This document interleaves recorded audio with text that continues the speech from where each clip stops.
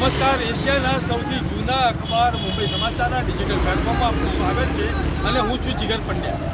મિત્રો, આજે માનવ સાંકળનું આયોજન કરવામાં આવ્યું છે. બાંગ્લાદેશમાં હિન્દુઓ પર થતા અત્યાચાર સામે હિન્દુ સંગઠનો દ્વારા અમદાવાદમાં રિવરફ્રન્ટ પર માનવ સાંકળ રચીને ઇતિહાસ સર્જાયો છે.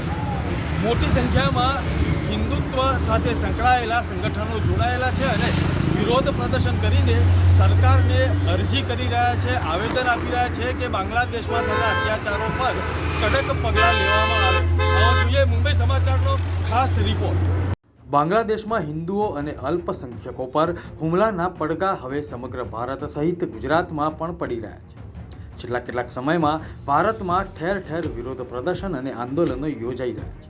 ત્યારે હિન્દુ સંગઠનો દ્વારા વિશાળ માનવ સાંકળનું આયોજન કરવામાં આવ્યું. આજે મારું નામ દીપક ડાબલિયા છે અને આજે જે અહીંયા માનવ સાંકળમાં લોકો જોડાયા છે એ તમામ હિન્દુઓ છે અને એ એટલા માટે જોડાયા છે કે બાંગ્લાદેશમાં જે આપણા હિન્દુઓ પર અત્યાચાર થઈ રહ્યા છે એના વિરોધ કરવા માટે. જ્યારે આજે વિરોધ પક્ષ એમ કહેતા હોય કે ભારત એક સેક્યુલર દેશ છે અને અહીંયા લઘુમતીઓનું રક્ષણ થવું જોઈએ, તો જો ભારત આટલો શક્તિશાળી દેશ હોવા છતાં અહીંયા લઘુમતીનું રક્ષણ થતું હોય, એ લોકોના હિતો સચવાતા હોય, તો બાંગ્લાદેશ જેવા દેશોમાં કેમ ના સચવાવા જોઈએ? તો આ વિરોધ પક્ષ કેમ કશું બોલતા નથી? શું એ લોકો લઘુમતીઓ માટે જ જીવે છે? આખા દેશમાં ભારતમાં 80થી 120 કરોડ હિન્દુઓ છે, તો શું એમના હક અધિકારો નથી હિન્દુઓને આ દેશમાં જ કે બીજા કોઈ પણ દેશમાં? એમને સુરક્ષા મળવી જ જોઈએ. અને હું તો એટલે સુધી કહીશ કે જો બાંગ્લાદેશ હિન્દુઓ પર અત્યાચાર બંધ નહીં કરે તો ભારત સરકાર લશ્કરી પગલાં ભરતા પણ નહીં અચકાય. જય શ્રી રામ. આપણા અત્યારે બાંગ્લાદેશમાં જે ચાલી રહ્યું છે એના વિરુદ્ધમાં અત્યારે અમે લોકોએ માનવ સાંકળ બનાવવાનો પ્રયાસ કર્યો છે કે આપણા હિન્દુઓ ઉપર જે અત્યાચાર ચાલી રહ્યો છે એ ચાલવો ના જોઈએ. એટલે અમારો પૂરેપૂરો સાથ એમની સાથે રહેશે. આ સંપૂર્ણ હિન્દુત્વ વિશે હિન્દુત્વ માટેનું છે અને એ થવું જ જોઈએ, કેમ કે આ જે અત્યાચાર છે એ થવો ના જોઈએ અને એ રાજકીય છે, એ બિલકુલ ના ચાલે.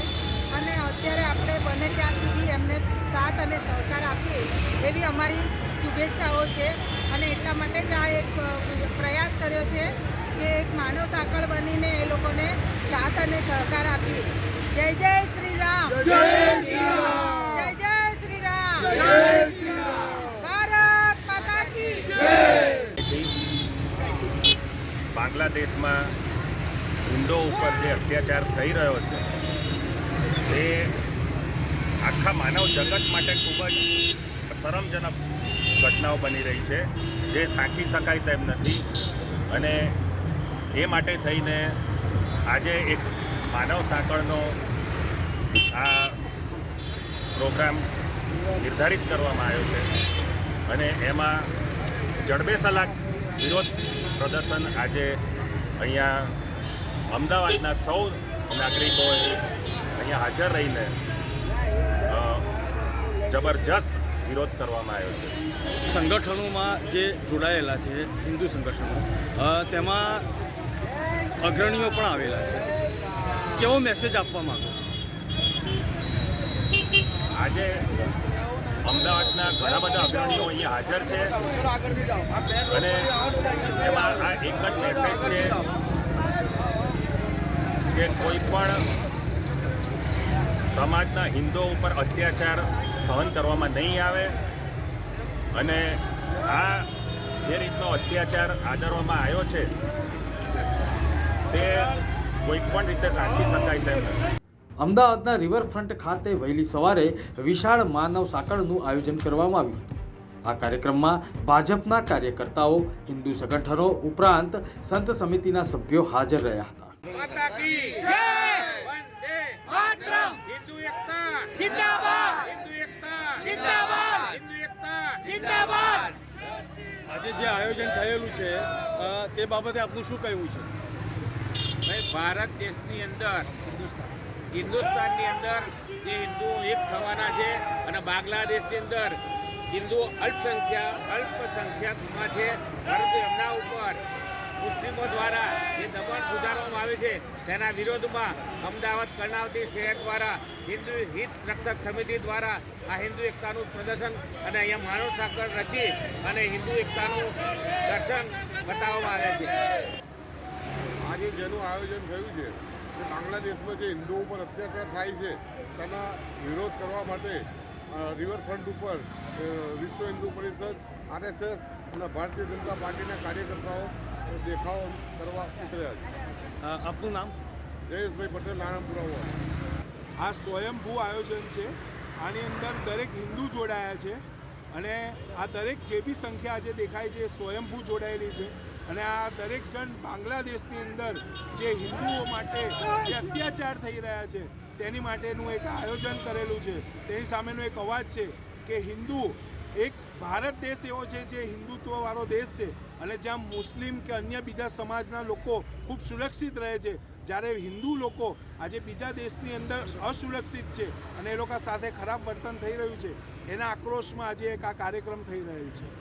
બાંગ્લાદેશે જે હિન્દુઓ ઉપર અત્યાચાર કર્યા છે તે કોઈ હિસાબે સાકી શકાય એવા નથી અને તેના માટે હિન્દુઓ કદી ચૂપ નહીં રહે અને એનો સામનો કરશે અને કરશે. જે પ્રકારે બાંગ્લાદેશ આ માનવ સાંકળનો એના અંતર્ગત આ પ્રોગ્રામ રાખ્યો છે અને એનો વિરોધ પ્રદર્શન કરવાના છે કે હિન્દુઓ પર અત્યાચાર કદી સહન નહીં કરી શકે. કેટલા સંગઠનો જોડાયેલા છે? આખું અમદાવાદના બધા જ સંગઠનો જોડાયેલા છે. આ દરમિયાન બાંગ્લાદેશમાં અત્યાચાર બંધ કરોના નારાથી રિવરફ્રન્ટ ગુંજી ઉઠ્યું. હાલ અમદાવાદની વિવિધ કોલેજોના વિદ્યાર્થીઓ હાથમાં બેનર અને પ્લેકાર્ડ લઈને રિવરફ્રન્ટ ખાતે મોટી સંખ્યામાં ભેગા થયા હતા. આજે જ્યારે બાંગ્લાદેશમાં હિન્દુ સંગઠન પર અત્યાચાર થઈ રહ્યા છે, હિન્દુ સંત ઇસ્કોન મંદિરના હિન્દુ સંત ઉપર જ્યારે અત્યાચાર થઈ રહ્યા છે, ત્યારે આ ફક્ત ધર્મ ઉપર આ ઠેસ નથી પહોંચી, આ માનવતા ઉપર ઠેસ પહોંચી છે. દરેક હિન્દુઓને આ એક ઇશારો છે. જે કાશ્મીરના સબૂત માંગે છે એ આજે લાઈવ બાંગ્લાદેશ જોઈ લો અને આ જ હાલત થશે જો હિન્દુ સંગઠન, હિન્દુ ધર્મ જાગશે નહીં તો. દરેક હિન્દુ યુવાઓ હોય, માતા બહેનો હોય, દરેકે આજે સનાતન ધર્મની રક્ષા માટે અવાજ ઉપાડવો જ પડશે. બાંગ્લાદેશ માટે અવાજ ઉપાડવો જ પડશે. નહીંતર આજે બાંગ્લાદેશ છે, ગઈકાલે કાશ્મીર હતું, આવતીકાલે તમારો વારો આવશે. તો દરેક લોકો અવાજ ઉઠાવો, દરેક લોકો ન્યાય માટે આગળ આવો. હિન્દુ હિત રક્ષા સમિતિ દ્વારા આયોજિત આજે રિવરફ્રન્ટ ખાતે સર્વે હિન્દુ ભેગા થયા છીએ. કારણ ભારત રાષ્ટ્રની અંદર આજે હિન્દુઓની સાથે દરેક જ્ઞાત જાતના લોકો સુરક્ષિત રહે છે. તેવી જ રીતે બીજા દેશ એટલે બાંગ્લાદેશમાં પણ આપણા હિન્દુઓ સુરક્ષિત રહે તેના માટેની એક પહેલ છે.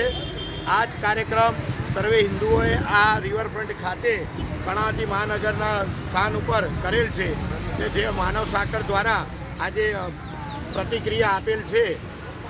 સર્વે હિન્દુઓને વિનંતી છે કે પોતાના સોશિયલ મીડિયા ઉપર અને જેટલા બી આપણા પર્સનલ જીવનના ફોટો કે ગમે તે ચડાવીએ છીએ તો એક દિવસ પણ આપણે એક અભિયાન ચડાવીએ કે હિન્દુઓ સુરક્ષિત રહે તેવી અભ્યર્થના.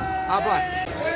હું એટલું બોલવા માંગુ છું કારણ કે ઇન્ડિયામાં મુસલમાનને અમે કંઈ ત્રાસ આવતા નથી, કેટલી સેફથી એ લોકો રહે છે, પણ તેમની મુસલમાનો રોડ ઉપર આવીને એમ કહે છે કે હિન્દુને તમે સેફ કરો, શું કરવા આવી રીતે અત્યાચાર કરી રહ્યા છો? મુસલમાનના ભાઈચારા હોય તો હિન્દુને આવી રીતે અધિકાર અપાવે. હું એટલું જ કહેવા માંગુ છું કે મુસલમાનને એવું શરમ નહીં આવતું કે અમે અમારા ઉપર આટલી સેફથી અમે રહીએ છીએ ઇન્ડિયામાં, કોઈ અત્યાચાર નહીં, બધી રીતે અમને છૂટછાટ મળે છે, નોકરી, ધંધા, રોજગાર બધામાં સમાન અધિકાર અમે તમને આપીએ છીએ. તો કેમ તમે અમને બાંગ્લાદેશ માટે તમે કહો કે અમારે હિન્દુને એવી રીતે સેફ રાખે? તમે છો મુસલમાનો, તમારામાં ઇન્સાનિયત છે તો તમે રોડ ઉપર આવીને અમારી જેવી તમે માંગણી કરો અને બાંગ્લાદેશમાં આ ઇન્ફોર્મેશન પહોંચે કે અમારા માટે અમારા ભાઈઓ વિરોધમાં છે કે તમે હિન્દુને છોડો અને આવી રીતે અત્યાચાર ના કરો. આ કાર્યક્રમમાં અમદાવાદ જગન્નાથ મંદિરના મહંત દિલીપદાસજી, સ્વામિનારાયણ સંપ્રદાયના સંતો અને ભાજપના ધારાસભ્યો અને કાર્યકર્તાઓ હાજર રહ્યા હતા અને ભારત સરકાર પાસે કડક પગલાં ભરવાની માંગ કરી હતી. મુંબઈ સમાચાર માટે ખાસ રિપોર્ટ જીગર પંડ્યા.